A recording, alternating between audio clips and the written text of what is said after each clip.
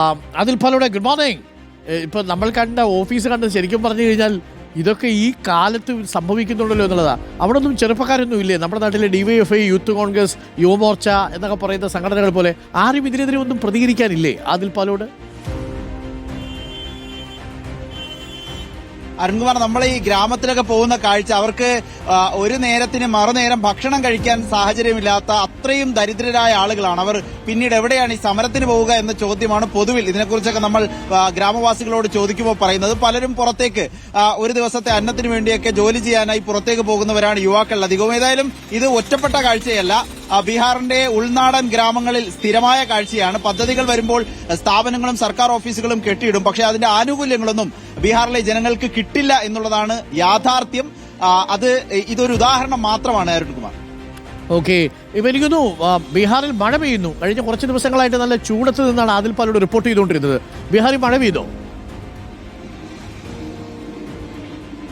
ബീഹാറിൽ മഴ പെയ്തു. രാഷ്ട്രീയ കാലാവസ്ഥയും ആയുധം മാറുന്നു. നേരത്തെ ചൂടായിരുന്നു, ഇപ്പോൾ കുറച്ച് തണുപ്പിലേക്ക് പോകുന്നു എന്നുള്ളതാണ് ബീഹാറിലെ അന്തരീക്ഷത്തിന്റെ ഇപ്പോഴത്തെ കാലാവസ്ഥ. പക്ഷേ പൊളിറ്റിക്സ് ആകട്ടെ കൂടുതൽ ചൂട് പിടിച്ചുകൊണ്ടിരിക്കുകയാണ് അരുൺകുമാർ. ഇന്നിപ്പോൾ NDAയുടെ പ്രകടന പത്രിക വരുന്നു. അത് കുറച്ചുകൂടി പഠിച്ച്, പ്രത്യേകിച്ച് തേജസ്വി യാദവിന്റെ പ്രഖ്യാപനം ഒരു വീട്ടിൽ ഒരു സർക്കാർ ജോലി എന്നതാണ്. അതിനെ മറികടക്കാനാകുന്ന പ്രഖ്യാപനങ്ങൾ ഇന്നത്തെ പ്രകടന പത്രികയിൽ ഉണ്ടാകുമോ എന്നുള്ളതാണ് ആകാംക്ഷ. ഏതായാലും ആ പ്രഖ്യാപനങ്ങൾ പ്രതീക്ഷിക്കുകയും ചെയ്യുന്നു. BJPയുടെ ദേശീയ അധ്യക്ഷൻ JP നദ്ദ ബീഹാറിൽ വിവിധ തെരഞ്ഞെടുപ്പ് റാലികളെ അഭിസംബോധന ചെയ്ത് പ്രസംഗിക്കും.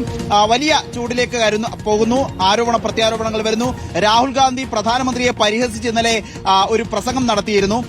ഡാൻസ് കളിക്കണം, വോട്ടിന് വേണ്ടി ഡാൻസ് കളിക്കാൻ ആളുകൾ ആവശ്യപ്പെട്ടാൽ പ്രധാനമന്ത്രി നരേന്ദ്രമോദി ഡയസൊക്കെ മാറ്റിവെച്ച് അവിടെ ഭരതനാട്യം കളിക്കുമെന്നതായിരുന്നു രാഹുൽ ഗാന്ധിയുടെ പരിഹാസം. അതിനെതിരെ BJP പരാതി കൊടുത്തിരിക്കുകയാണ് തെരഞ്ഞെടുപ്പ് കമ്മീഷന്. ആ പരാതി തെരഞ്ഞെടുപ്പ് കമ്മീഷൻ പരിശോധിക്കുമെന്ന റിപ്പോർട്ടുകൾ പുറത്തുവരുന്നു.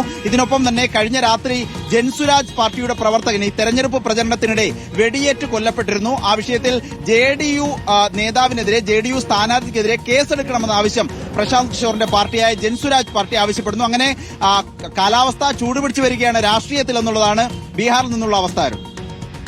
ശരി, ഓക്കെ, താങ്ക് യു. അതിൽ പാലോടാണ്. ഇന്ന് NDAയുടെ പ്രകടന പത്രികയുടെ പെരുമഴയുമുണ്ട്. ബീഹാറിൽ ഇപ്പം മഴയുമാണ്. പ്രകടന പത്രികയുടെ മഴയും കൂടി തുടങ്ങാൻ പോകുന്നു എന്നുള്ളതാണ്.